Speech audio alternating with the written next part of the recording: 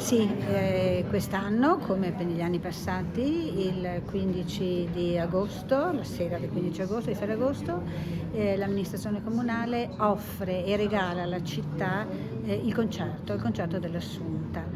Ma non è un regalo così fine a se stesso, è proprio la gioia di poter vedere una comunità che attorno a questo concerto si unisce, si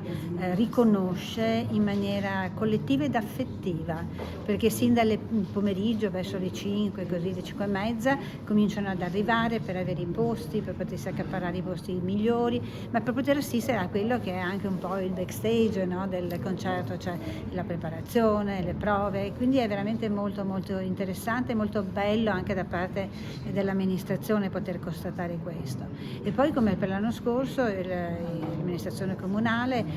darà la possibilità dalle 17 alle 20 di poter accedere al Museo Bailo con delle visite guidate su prenotazione alla mostra di Springolo al prezzo di 10 euro.